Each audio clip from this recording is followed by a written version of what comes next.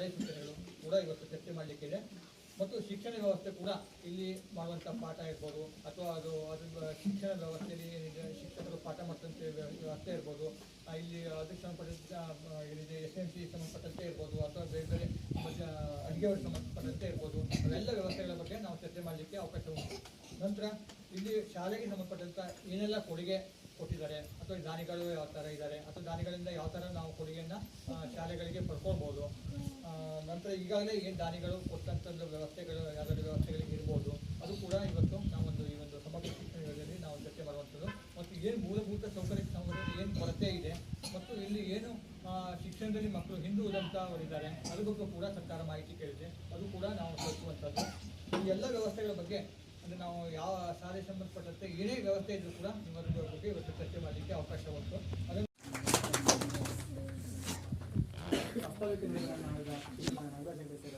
ಶಾಲೆಯ ಪರವಾಗಿ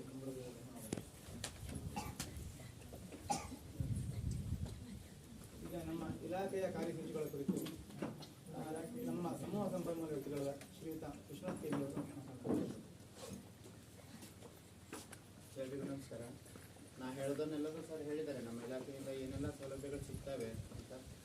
ಈಗ ಸ್ಟಾರ್ಟಿಂಗಿಂದ ನೋಡಿದಾಗ ನಿಮಗೆಲ್ಲರಿಗೂ ಗೊತ್ತಿರುತ್ತೆ, ನಾವು ಮೊದಲಿಗೆ ಉಚಿತವಾಗಿ ಪುಸ್ತಕಗಳನ್ನು ನೀಡ್ತೇವೆ ನಿಮ್ಮ ಮಕ್ಕಳಿಗೆ, ಆಮೇಲೆ 2 ಜೊತೆ ಬಟ್ಟೆ ನೀಡ್ತೇವೆ, ಸಮವಸ್ತ್ರ ನೀಡ್ತೇವೆ, ಆಮೇಲೆ ಕಾಲಿಗೆ ಶೂಸ್ ಮತ್ತು ಸಾಕ್ಸನ್ನು ನೀಡ್ತೇವೆ. ಇನ್ನು ಇತರೆ ಸೌಲಭ್ಯಗಳಂದರೆ ಮಧ್ಯಾಹ್ನದ ಬಿಸಿ ಊಟ, ವಾರದಲ್ಲಿ 2 ದಿವಸ ರಾಗಿ ಮಾಲ್ಟು, ಹಾಲು, ಅದ್ರ ಜೊತೆಗೆ ಪೂರಕ ಪೌಷ್ಟಿಕ ಆಹಾರವಾಗಿರ್ತಕ್ಕಂಥ ಮೊಟ್ಟೆ ತಿಂದೇ ಇರ್ತಕ್ಕಂಥ ಮಕ್ಕಳಿಗೆ ಬಾಳೆಹಣ್ಣು, ಚಿಕ್ಕಿ, ಇಷ್ಟೊಂದೆಲ್ಲ ಸೌಲಭ್ಯವನ್ನು ನಾವು ನೀಡ್ತೀವಿ. ಈ ಎಲ್ಲ ಸೌಲಭ್ಯಗಳು ನಿಮ್ಮ ಮಕ್ಕಳಿಗೆ ತಲುಪಿದ್ದಾವೆ ಅಂತ ತಿಳ್ಕೊಳ್ತೀವಿ. ಯಾರಿಗಾದರೂ ನಿಮ್ಮ ಮಕ್ಕಳು ಯಾರಾದರೂ ಈ ಸೌಲಭ್ಯದಿಂದ ವಂಚಿತರಾಗಿದ್ದರೆ, ಅಥವಾ ಈ ಸೌಲಭ್ಯಗಳಲ್ಲಿ ಇನ್ನೇನಾದರೂ ಮಾರ್ಪಾಡು ಮಾಡಬೇಕಂತಿದ್ರೆ ನಿಮ್ಮ ಸಲಹೆಗಳನ್ನು ಈ ಸಭೆಯ ಮೂಲಕ ದಯವಿಟ್ಟು ತಿಳಿಸಿ ಅಂತ ಹೇಳ್ತಾ ನಾನು ಎರಡು ಮಾತನ್ನು ಮುಗಿಸ್ತೀನಿ. ಇಲಾಖೆಯ ಕಾರ್ಯಕ್ರಮಗಳ ಕುರಿತು ತಿಳಿಸಿದ ನಮ್ಮ ಸಮೂಹ ಸಂಪನ್ಮೂಲ ವ್ಯಕ್ತಿಗಳಾದ ಶ್ರೀಯುತ ವಿಶ್ವನಾಥ್ ಸರ್ ಅವರಿಗೆ ಶಾಲೆಯ ಧನ್ಯವಾದಗಳು.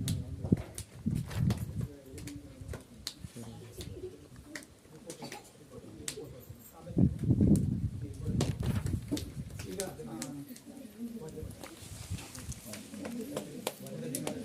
ನಾಗರಾಜ್ ಸರ್ ಅವರಿಂದ ಈ ಸಮಗ್ರ ಯೋಜನೆಯ ಸಾಮಾಜಿಕ ಲೆಕ್ಕ ಪರಿಶೋಧನೆ ಕುರಿತು ವರದಿ ಮಂಡನೆ.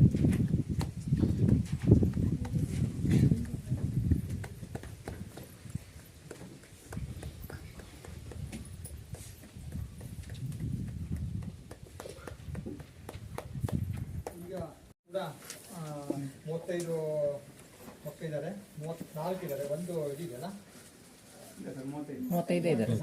ನಾವೇನಿದೆ ಮೊನ್ನೆ ದಿನ ಬಂದವಾಗ, ಆ್ಯಕ್ಚುಲಿ 2ನೇ ದಿನ ನಾವು ಬಂದವಾಗ ಹಾಜರಾತಿಯನ್ನು ನಾವು ಸರಾಸರಿ ಹಾಜರಾತಿ ಅಂತ ಪರಿಗಣನೆ ಮಾಡ್ತೀವಿ. ಅದರಲ್ಲಿ 35ರಲ್ಲಿ 34 ಮಕ್ಕಳು ಬಂದಿದೆ. ಆ್ಯಕ್ಚುಲಿ ಇವತ್ತು 35 ಬಂದಿರಬೇಕು. ನಾವು 2ನೇ ದಿನವನ್ನು ಎವರೇಜ್ ಅಂತ ತೊಗೊತೀವಿ. 34 ಮಕ್ಕಳು ಹಾಜರಿದ್ದರು. ಇದರಲ್ಲಿ ಒಟ್ಟು ಹುಡುಗರು 21, ಹುಡುಗಿಯರು 13, ಟೋಟಲಿ 34. 22-23ಕ್ಕೆ ಸಂಬಂಧಪಟ್ಟಂತೆ ಅನುದಾನ ಬಂದಿದ್ದು ಮತ್ತು ಖರ್ಚಾದಂಥ ವಿವರ. ಪ್ರಾರಂಭಿಕ ಶುಲ್ಕು 1/4/22ಕ್ಕೆ 10,190 ರೂಪಾಯಿ ಇತ್ತು. ಶಾಲಾ ಅನುದಾನ ಅಂತ 8,250 ರೂಪಾಯಿ ಬಂದಿದೆ. ಇದಕ್ಕೆ ಬ್ಯಾಂಕ್ ಬಡ್ಡಿ 352 ರೂಪಾಯಿ. ಶಿವಮೊಗ್ಗ ಸ್ವಾಸ್ಥ್ಯ ಅನುದಾನ 10,900 ರೂಪಾಯಿ. ಒಟ್ಟು ಕುಡಿಯ ನೀರಿಗಾಗಿ ಅಂದರೆ ನಾವು ಪಂಚ ಸೌಲಭ್ಯ ಏನು ಹೇಳ್ತೇವೆ, ಕುಡಿಯ ನೀರಿಗೆ ಮತ್ತು ಸ್ವಚ್ಛತೆ ನಾಮಪತ್ರ ಏನಿದೆ 8,200 ರೂಪಾಯಿ ಬಂದಿದೆ. ಒಟ್ಟು 37,892 ರೂಪಾಯಿ ಅನುದಾನ ಬಂದಿತ್ತು. ಇದರಲ್ಲಿ ಖರ್ಚಾಗಿದ್ದು ಸಾಲಾನುದಾನ ವೆಚ್ಚ 4,203 ರೂಪಾಯಿ, 250 ರೂಪಾಯಿ. ಶಿವಮೊಗ್ಗ ಸ್ವಾಸ್ಥ್ಯ ಅನುದಾನ 11,077 ರೂಪಾಯಿ. ಒಟ್ಟು ವೆಚ್ಚ 29,530 ರೂಪಾಯಿ. ಅಂತಿಮ ಶುಲ್ಕು ಮಾರ್ಚ್ 31, 2023ಕ್ಕೆ 8,362 ರೂಪಾಯಿ ಶಾಲಾ ಒಂದು SMC ಖಾತೆಯಲ್ಲಿ ಬ್ಯಾಲೆನ್ಸ್ ಉಳಿದಿರ್ತದೆ. ಇವತ್ತು ಎಷ್ಟಿದೆ ಮೇಡಮ್ ನಿಮ್ಮದು ಅನುದಾನ ಅಂದಾಜು? ಅಂದಾಜಿಗೆ 6,000 ಚಿಲ್ಲರೆ ಇದೆ. ಈ ಹಾಲಿ ಏನಿದೆ ಒಂದು 6,000 ಚಿಲ್ಲರೆಯಷ್ಟು ಬ್ಯಾಲೆನ್ಸ್ ಇದೆ ಅಂತ ಹೇಳಿದ್ದಾರೆ.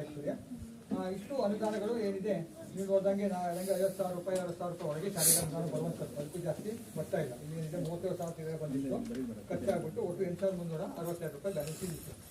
ಇದು ಒಂದು ಅನುದಾನ ಬಂದಿದ್ದು ಮತ್ತು ಖರ್ಚಾದ ವಿವರ. ಈಗ ನಾವು ಶಿಕ್ಷಕರ ಮತ್ತು ವಿದ್ಯಾರ್ಥಿಗಳ ಮತ್ತು ಪಾಲಕರ ಪೋಷಕರ ಮತ್ತು ಸಮುದಾಯದವರ ಅಥವಾ SMC ಸದಸ್ಯರ ಒಂದು ನಾವು ಚರ್ಚೆ ಮಾಡಿ ನಾವು ಅವರ ಒಂದು ಸಂದರ್ಶನ ಮಾಡಿದಾಗ ಈ ಶಾಲೆಗೆ ಸಂಬಂಧಪಟ್ಟಂಥ ಏನೆಲ್ಲ ಮಾಹಿತಿಗಳಿದೆ ಕೆಲವು ನಮೂನೆಗಳ ಮೂಲಕ ಫಾರ್ಮೆಟ್ಗಳ ಮೂಲಕ ಅವರಿಂದ ನಾವೇನಿದೆ ಮಾಹಿತಿ ತಗೊಂಡು ಅವರಿಂದ ಅಧಿಕೃತವಾಗಿ ಕೂಡ ಸ್ನೇಹಿತರ ಹಾಕಿಕೊಂಡೆ ಮಕ್ಕಳಿಂದ ಕೂಡ ನಾವು ಸಂದರ್ಶನ ಮೂಲಕ ನಾವು 20% ಏನಿದೆ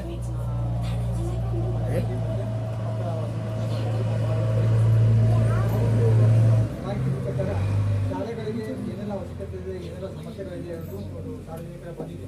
ನಾವೇನಿದೆ ಯಾರು ಅಧಿಕೃತವಾಗಿ ಅವ್ರು ಏನು ಅಧಿಕೃತವಾಗಿ ಬರ್ಕೊಟ್ಟಿದ್ದಾರೆ ಏನು ಮಾಹಿತಿಯನ್ನು ಬರ್ಕೊಟ್ಟಿದ್ದಾರೆ ಮಕ್ಕಳೇ ಇರಲಿ ಅಥವಾ ಪಾಲಕರೇ ಇರಲಿ ನಾವು ಅದನ್ನು ಯಾರು ಹೇಳಿದ್ರು ಆ ಥರ ಹೇಳಿದ್ರು ನಾವು ಅದನ್ನು ಪಬ್ಲಿಕಲ್ಲಿ ಹೇಳುವಂಥ ಯಾಕೆಂದರೆ ನಾವು ಅದನ್ನು ಕ್ರೋಢೀಕರಣ ಮಾಡಿಬಿಟ್ಟು ಯಾವೆಲ್ಲ ವ್ಯವಸ್ಥೆ ಏನೆಲ್ಲ ಜನರಿಗೆ ತೊಂದರೆಯಾಗಿ ಬಂದಿದೆ ಇದಕ್ಕೆ ಏನು ಅವಶ್ಯಕತೆ ಇದೆ ಏನಿದೆ ಏನು ಸಮಸ್ಯೆ ಇದೆ ಹೇಳೋದು ಯಾರೇ ಸಮಸ್ಯೆಗಳು ಅವರು ಹೇಳಿದ್ರು ಕೂಡ ನಾವು ಯಾಕೆ ಕೆಲವರು ಪಬ್ಲಿಕಲ್ಲಿ ಹೇಳ್ಬೋದು ಕೆಲವರು ಪಬ್ಲಿಕಲ್ಲಿ ಹೇಳೋಕ್ಕಾಗಲ್ಲ ಆ ಥರ ಸಮಸ್ಯೆಗಳನ್ನು ಕೂಡ ನಾವು ಖುದ್ದಾಗಿ ಮನೆ ಭೇಟಿ ಮೂಲಕ ಅಥವಾ ಅವ್ರ ಸಂದರ್ಶನ ಮೂಲಕ ನಾವು ಅದನ್ನು ಮಾಹಿತಿಯನ್ನು ಕಲೆಕ್ಟ್ ಮಾಡ್ತೀವಿ ಎಲ್ಲ ಥರ ವಿಷಯಗಳು ಇರುತ್ತೆ.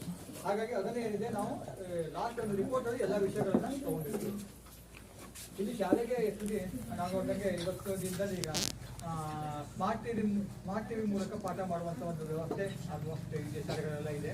ಅದೇನಿದೆ ಮಕ್ಕಳಿಗೆ ನೀವು ಇದೇ ಸುಮ್ಮನೆ ಹಿಂಗೆ ಪಾಠ ಮಾಡೋದಕ್ಕಿಂತವ ಅವ್ರಿಗೆ ಚಿತ್ರ ಮೂಲಕ ಒಂದು ತೋರಿಸಿದಾಗ ಈ ಥರ ಮಾಡಿದಾಗ ಮಕ್ಕಳು ಕೂಡ ಜಾಸ್ತಿ ಅದರ ಪರಿಣಾಮ ಆಗುತ್ತೆ ಹೇಳ್ಬಿಟ್ಟು ಈಗ ಅದರ ಕಡೆ ಸ್ಮಾರ್ಟ್ ಟಿವಿಗಳ ಮೂಲಕ ಪಾಠ ಮಾಡುವಂಥದ್ದು. ಇಲ್ಲಿ ನೋಡಿದಾಗ ಸ್ಮಾರ್ಟ್ ಟಿವಿ ಶಾಲೆಗೆ ಇಲ್ಲ ಅದನ್ನು ನಾವು ವಿದ್ಯಾರ್ಥಿಗಳು ಮತ್ತು ಪಾಲಕರ ಪೋಷಕರ ಒಂದು ಸಂದರ್ಶನ ವೇಳೆಗೆ ಒಂದು ಗಮನಕ್ಕೆ ಬಂದಿದೆ ಇಚ್ಛೆ ಬಂದಿದೆ. ನಂತರ ಅಡುಗೆ ಕೂಡ ತೀರಾ ಚಿಕ್ಕದಾಗಿದೆ. ನಾನು ಕೂಡ ಹೋಗಿ ನೋಡಿದೆ ಅಡುಗೆ ಕಡೆ ನೋಡಿದಾಗ ಬಹಳಷ್ಟು ಚಿಕ್ಕದಾಗಿದೆ ಮತ್ತು ಅಲ್ಲಿ ಅಡುಗೆ ಮಾಡುವಂಥ ಪರಿಸ್ಥಿತಿ ಬಹಳ ಕಷ್ಟ ಇದೆ. ಯಾಕೆಂದ್ರೆ ಅದು ಕಿಟಕಿ ಗಾಳಿ ಬರುವಂಥ ಪ್ಲೇಸ್ ಇಲ್ಲ. ಇಲ್ಲಿ ಕೇಳಿದ್ದಾರೆ ಅಡುಗೆ ಮನೆ ಈ ಮಧ್ಯಾಹ್ನ ಬಿಸಿ ಊಟದಲ್ಲಿ ಹೋದಾಗ ಅಡುಗೆ ಮನೆ ಸರಿಯಾದ ಸ್ವಚ್ಛ ಜಾಗದಲ್ಲಿ ಇದೆಯೋ, ಅಡುಗೆ ಮನೆಗೆ ಕಿಟಕಿಗಳು ಎಲ್ಲ ಸರಿಯಾಗಿದೆಯೋ, ಅಲ್ಲಿ ಸ್ವಚ್ಛತೆ ಗಾಳಿ ಬೆಳಕು ಬರೋಂಗಿದೆಯೋ ಅಥವಾ ಮಳೆಗಾಲದಲ್ಲಿ ರಕ್ಷಣೆ ಇದೆಯೋ ಇದೆಲ್ಲ ಥರ ಕೇಳಿದ್ದಾರೆ. ಆ ಥರ ಎಲ್ಲ ನಾವು ನೋಡಿದಾಗ ಈ ಅಡುಗೆ ಮನೆ ತುಂಬ ಸಮಸ್ಯೆಗಳಿದೆ. ಆ್ಯಕ್ಚುಲಿ ವಿಚಾರ ಮಾಡಲಿಕ್ಕೆ ಹೋದಾಗ ಒಂದು ಗಾಳಿಗೆ ಬೆಳಕು ಬರಲ್ಲ, ಅಡುಗೆ ಮಾಡಲು ಕಷ್ಟ ಇದೆ. ಅಥವಾ ನಾಳೆ ಗ್ಯಾಸ್ ಗೀಸಿನ ಸಮಸ್ಯೆ ಆಯಿತು ಆದಾಗ ಎಲ್ಲೂ ಗಾಳಿನೇ ಬರಲ್ಲ ಅಡುಗೆ ಮನೆಯಲ್ಲಿ. ಸೆಕೆಗಾಲದಲ್ಲಿ ಅಡುಗೆ ಮಾಡೋದು ಭಾಳ ಕಷ್ಟ ಇದೆ. ಮತ್ತು ತುಂಬ ಈ ಒಂದು ಮಕ್ಕಳ ಸಂಖ್ಯೆ ಅನುಗುಣವಾಗಿ ನೋಡೋದು ತುಂಬ ಚಿಕ್ಕದಾಗಿದೆ. ಅದು ಕೂಡ ಹೊಸ ಕಟ್ಟಡ ಬೇಕು ಅನ್ನೋ ಬಗ್ಗೆ ನಾವು ಕೂಡ ಅದನ್ನು ನೋಡಿದ್ದೀವಿ. ಮತ್ತು ಇಲ್ಲಿ ಸಾಕಷ್ಟು ಪಾಲಕರಿಂದ ಬಂದಿದೆ ಆ ವಿಷಯ. ಅದನ್ನು ಕೂಡ ಒಂದು ವಿಶೇಷ ಇವತ್ತು ವರದಿ ಹಾಕಿದ್ದೀವಿ. ನಂತರ ಶಾಲೆಗೆ ಆಟದ ಮೈದಾನ ಕೊರತೆ ಇದೆ. ಆಟದ ಮೈದಾನ ಮಕ್ಕಳಿಗೆ ಆಟ ಆಡಲಿಕ್ಕೆ ಆಟದ ಮೈದಾನ ಇದ್ದಾರದು ಅದು ಕೂಡ ಒಂದು ವಿಷಯ ಇದೆ.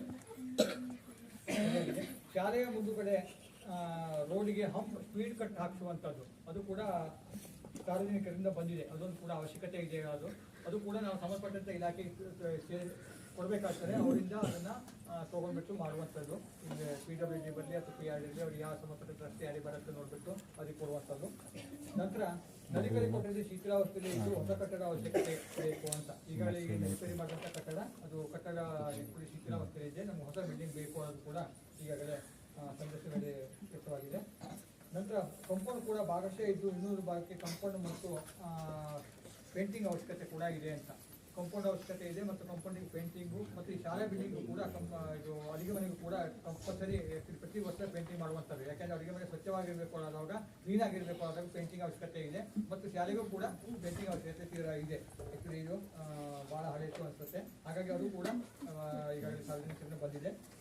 ನಂತರ ಶಾಲೆ ಹಿಂದುಗಡೆ ಸ್ವಚ್ಛ ಮಾಡಿ ಅಲ್ಲಿ ಬಾಳೆ ಗಿಡ ಅಥವಾ ಗಿಡಗಳನ್ನು ಹಚ್ಚಿ ಕೆಲವೊಂದು ಹಿಂದ್ಗಡೆ ಒಂದು ಜಾಗ ಇದೆ ಅದು ಕೂಡ ಗಿಡಗಳನ್ನು ಹಚ್ಚುವಂಥದ್ದು ಅಥವಾ ಆ ಜಾಗವನ್ನು ಉಪಯೋಗ ತಗೊಳ್ಳುವಂಥದ್ದು ಅದು ಹಾಗೆ ಬಿಟ್ಟಿದ್ದಿದೆ. ಹಾಗೆ ಅದನ್ನು ಕ್ಲೀನ್ ಮಾಡಿ ಅದಕ್ಕೂ ಕೂಡ ಕಂಪೌಂಡ್ ಎಲ್ಲ ಮಾಡಿಕೊಂಡು ಅದು ಸ್ವಚ್ಛ ಮಾಡಿ ಅಲ್ಲಿ ಉಪಯುಕ್ತವಾಗುವಂಥ ತರಕಾರಿ ಗಿಡ ಬಾಳೆ ಇಂಥದ್ದು ಇಡುವಂಥ ವ್ಯವಸ್ಥೆ ಮಾಡಬೇಕು ಅನ್ನೋದು ಸಾರ್ವಜನಿಕರಿಂದ ಬಂದಿದೆ ವಿಷಯ. ಮತ್ತು ಹೈಟೆಕ್ ಶೌಚಾಲಯ ಅವಶ್ಯಕತೆ ಇದ್ದು ಅದಕ್ಕೂ ಕೂಡ ಕರೆಂಟ್ ವ್ಯವಸ್ಥೆ ಸಂಬಂಧಪಟ್ಟಂತೆ ಶೌಚಾಲಯಕ್ಕೆ ಮುಖ್ಯ ಕರೆಂಟ್ ವ್ಯವಸ್ಥೆ ಇಲ್ಲ ಅಂದ್ಕೊಂಡಿದ್ವಿ. ಯಾರೋ ಒಬ್ಬರು ಪಾಲಕರು ಬಂದಿದ್ದಾರೆ ಅದೇ ಅಂದ್ಕೊಂಡಿದ್ದೀನಿ.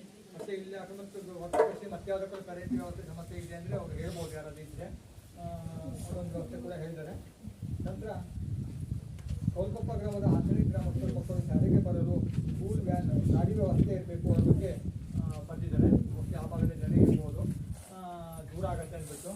ಇಲ್ಲೂ ಏನಿದೆ ಮಕ್ಕಳು ಶಾಲೆಗೆ ಬರುವಂಥ ಮನೆಯಿಂದ ಬರುವಲ್ಲಿ ದೂರದಿಂದ ಬರುವಂಥವ್ರು ಅಂದರೆ 5ನೇ ತರಗತಿಯವರಿಗೆ ಮಕ್ಕಳಿಗೆ 1 ಕಿಲೋಮೀಟರ್ ಮೇಲ್ಪಟ್ಟು 6-7 ತರಗತಿಯವರಿಗೆ SP ಅವರಿಗೆ 3 ಕಿಲೋಮೀಟರ್ ಮೇಲೆ ದೂರದಿಂದ ಬರುವಂಥ ಮಕ್ಕಳಿಗೆ ಅವರು ಸರ್ಕಾರಿ ಬಸ್ಸುಗಳ ಪಾಸನ್ನು ಹೊಂದಿರಬಾರ್ದು.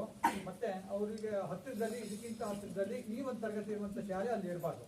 ಯಾಕೆಂದ್ರೆ ಒಂದು ಹಳ್ಳಿಗಳಲ್ಲಿ ಅವ್ರ ಮನೆ ಹತ್ತಿರ ಇರುವಂತಹ ಶಾಲೆಗಳು ಅವರಿಗಾಗೆ ಮಾಡ್ಕೊಟ್ಟಿದ್ದು. ಅದನ್ನು ಬಿಟ್ಬಿಟ್ಟು ಅವ್ರು ದೂರ ಬರ್ತಾರೆ ಹೇಳೋವಾಗ ಅವರಿಗೆ ಆ ಒಂದು ಫೆಸಿಲಿಟೀಸ್ ಸರ್ಕಾರ ವ್ಯವಸ್ಥೆ ಸಿಗಲ್ಲ.